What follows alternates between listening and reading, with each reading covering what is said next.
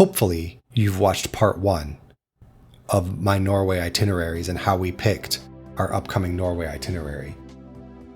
I think you should, if you have, or not, I guess. I mean, it's ultimately your time, and I do talk about time in that video. But you know, like and subscribe, and let's get started.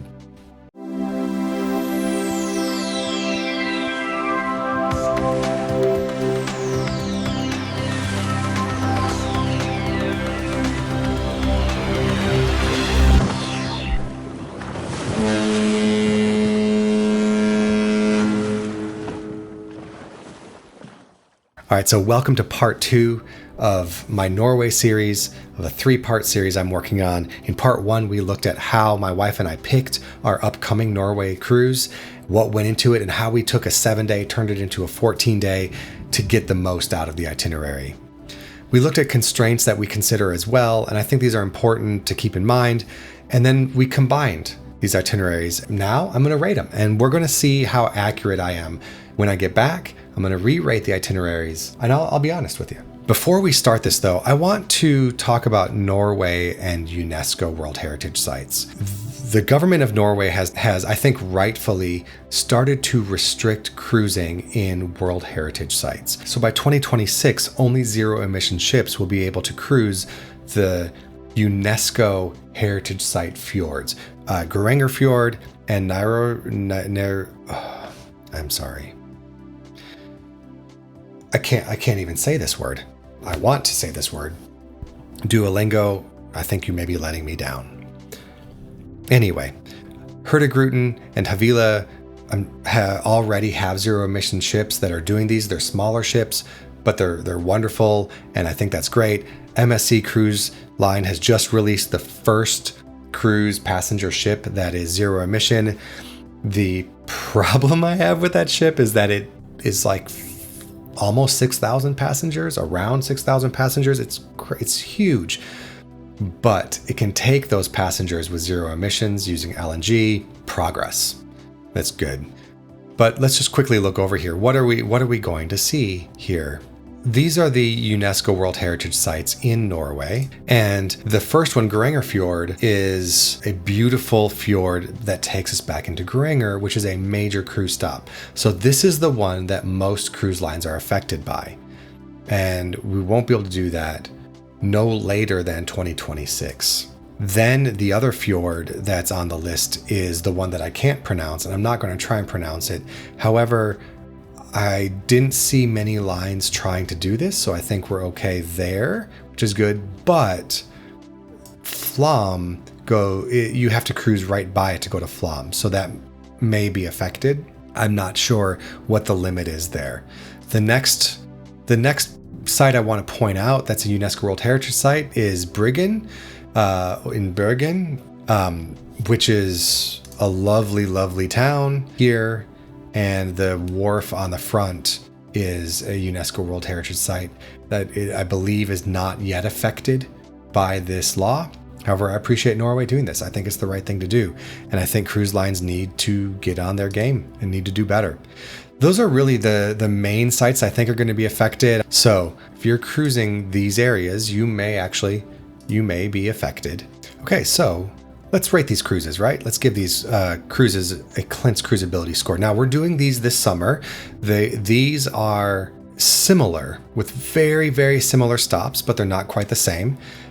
So this way you can use this to decide if you want to book these for yourself for next year. When I get back, I will rate the cruises that we went on, show you the differences, show you some tips and tricks that we use to get the most out of the cruise we're doing this summer, and we'll see how close I got with these scores. All right, so the first one is a 7-day Norse Legends. It leaves out of Rotterdam, which is, near Amsterdam, and from there heads on up across the North Sea. I've never been to the North Sea, and we'll be able to say we've cruised the North Sea. From here, we're going to head on up into Hardanger Fjord, cruise the fjord on our way to Eidfjord, where we have a very beautiful, beautiful stop, some amazing things to see, beautiful waterfalls.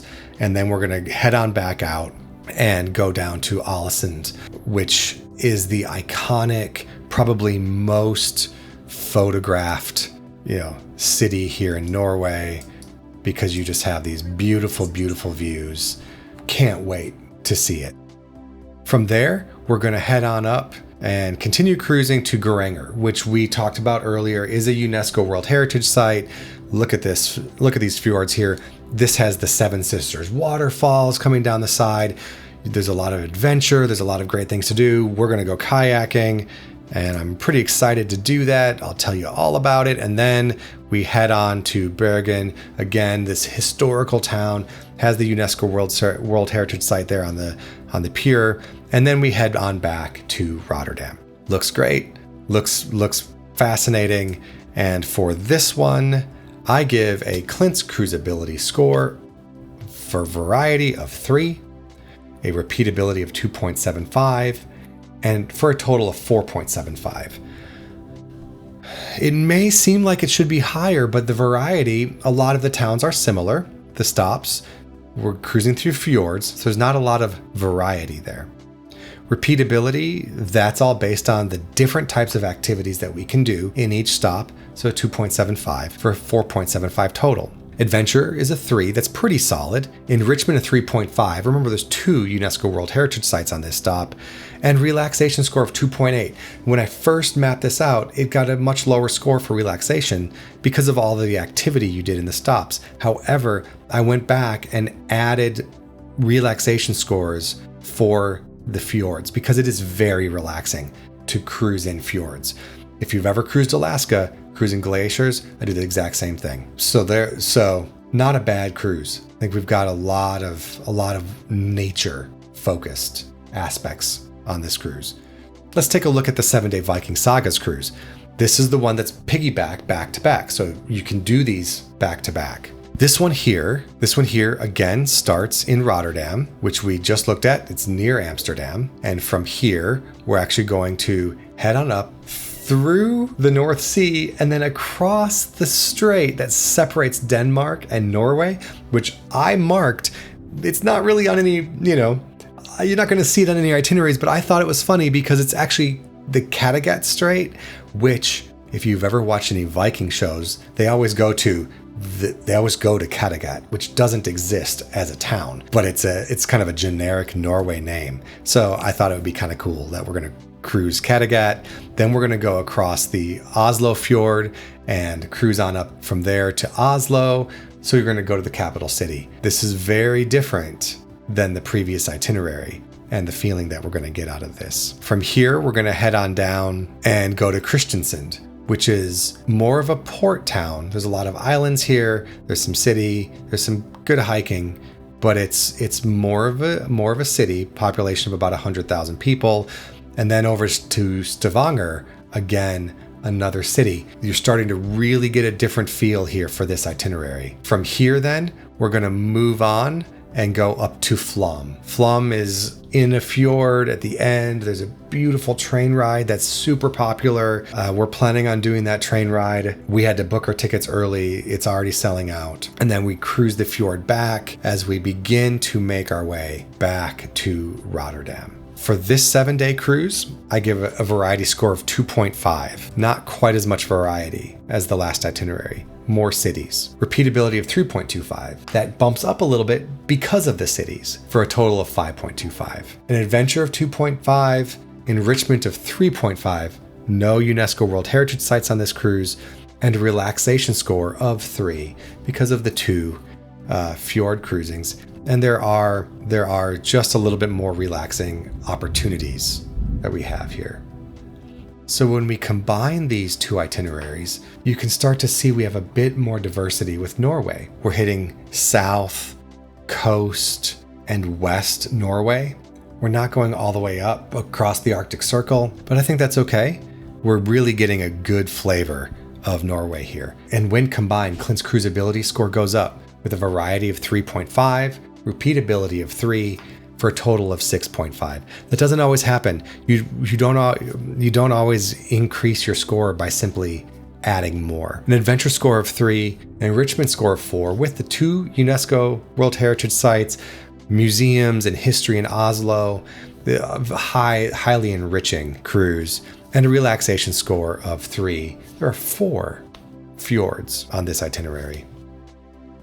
So which is it? What's Clint's pick here?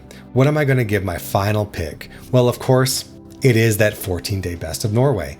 I don't know how I couldn't pick that one. You get the tale of 2 cruises, you get to see more of Norway, and I can't wait to report back if I got it right. And if you've cruised Norway, let me know. Was I right? Was I wrong?